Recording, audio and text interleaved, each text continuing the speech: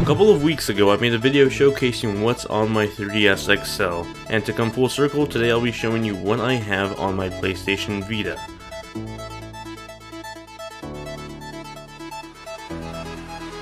The Vita I'm rocking is the original OLED PlayStation Vita from 2011. This particular model is the Japanese model that I imported 4 months before it was released in America. Along with my Vita I have the official PlayStation dock.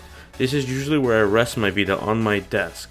It lets my Vita charge and also connect the speakers through this little audio output jack. Aside from the dock, I also have this grip I purchased from Amazon. It's made out of plastic, but it makes playing certain games a lot better. Aside from that, I also bought these little analog sticks off eBay. These add little Xbox One analog sticks to my Vita, and it makes it much more comfortable when playing Killzone Mercenary or Unit 13 or any other first-person shooter. On my start screen I have a Persona 3 wallpaper with Minato and Elizabeth on it. Currently one of my favorite games to play on the Vita. Unlocking the Vita, we see the first page of applications on my screen, which are mostly system-based applications that I use the most. So here we'll find my remote play application, something that I use very often to play PS4 games on the go or away from the living room couch. We also have a lot of social network applications from PlayStation, like messaging, friends, parties, and the PlayStation Store. If you want to add me on the PlayStation Network, feel free to do so. Add Luismacintosh, and in terms of multiplayer games on the Vita that I play, I mostly play PlayStation All-Stars and Killzone Mercenary. On page 2 of my Vita I have all the downloadable social network applications like Facebook, Twitter, and Skype. In addition to these I also have the multimedia applications like Netflix, YouTube, and Crunchyroll. One of the most used applications on this page is the Live from PlayStation app. This is something fairly new to the Vita, and it allows me to watch all the live streams from the PS4 on my Vita, and it's a nice way to see what games people are streaming right now on Twitch or Ustream. The remaining pages are my game pages, with the first one being mostly retail titles.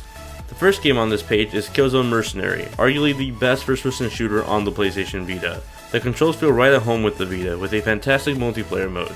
Not to mention that the whole game is running on a modified PS3 engine that ran Killzone 3. PlayStation All-Stars is another personal favorite game of mine, with many calling it a Super Smash Bros. Clone. To some extent they're right, but PlayStation All-Stars features some unique gameplay that's fun to play online and locally. Best part of the game is that you can cross-play this between the PS3 and the Vita version, so it doesn't matter which version you get, you can play either way. Uncharted Golden Abyss is literally an Uncharted adventure right in your pocket. Aside from a few gimmicky touchscreen puzzles, Uncharted Golden Abyss is a fantastic adventure game that you could sink your teeth into on the go. Minecraft. Well, it's Minecraft in your pocket, but without any of the limitations of the pocket versions on iOS or Android. Experience the PS3 or 360 version of Minecraft on the go with cross-save between PS3 and PS4. If you need a reason to get a PlayStation Vita, this is it. Persona 4 Golden is the best game you can get on the Vita right now. A fun action-packed JRPG with so many hours of content you'll be playing this game for weeks on end. Persona 4 Golden makes every day great at your Juness. Need for Speed Most Wanted is a pretty good racing game that was given to Vita owners for free during the PlayStation Experience event last year. It's a pretty good port of the console game, so if you like the game on the console, you'll probably like this one. Littlebigplanet Vita is a magnificent platformer adventure game. There's literally a ton of content along here, with a giant online community with custom levels. Literally, Littlebigplanet Vita can be a giant free mini app store for your Vita. Definitely pick this one up if you want to have a fun time. Fez is a gem of an indie game that started its life on the Xbox 360 and later found life on the Vita. It feels right at home on the Vita with its unique gameplay style and beautiful pixel art. You'll be amazed by Fez's visuals and soundtrack. It just feels really great on the Vita and fantastic on the go. Duke Nukem 3D is the classic first-person shooter game you grew up playing, and now it's on the Vita. It looks great, plays great on the Vita, and you're in for a very humorous fun time with this game. Resogun is arguably one of the prettiest games on the PlayStation 4, and now it's on the PlayStation Vita as well. You can transfer your cross-save from the Vita version and the PS4 version and the PS3 version and play your favorite levels on the go. Just not with all those fancy particle effects on the PS4.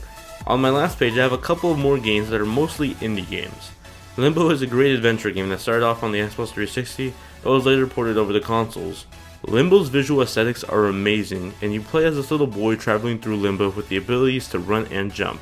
Definitely a game worth trying out.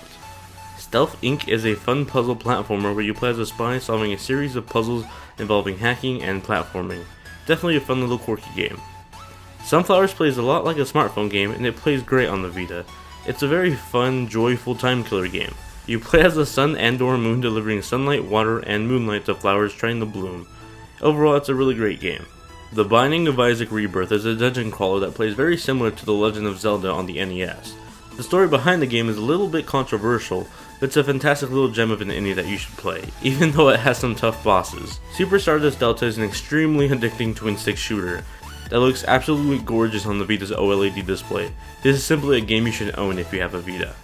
Plants vs. Zombies. Everybody knows this game. One of the greatest tower defense games of all time, and it plays superbly on the Vita. Ready to go anywhere, anytime. Mutant Mudds is a platformer that started off on the 3DS and was later ported over to other platforms. The game is designed with a retro game style in mind, and it looks amazing on the Vita's OLED display. Don't mistake the game's looks for being easy though. Mutant Mudds is one tough platformer. Rogue Legacy is a fun platformer that was released on PC in 2013 but was later released to consoles including the Vita in 2014. The game generates a random dungeon every time you play. There are a total of 4 bosses to defeat before you face the final boss, and every time you die you come back as a different ancestor with new attributes.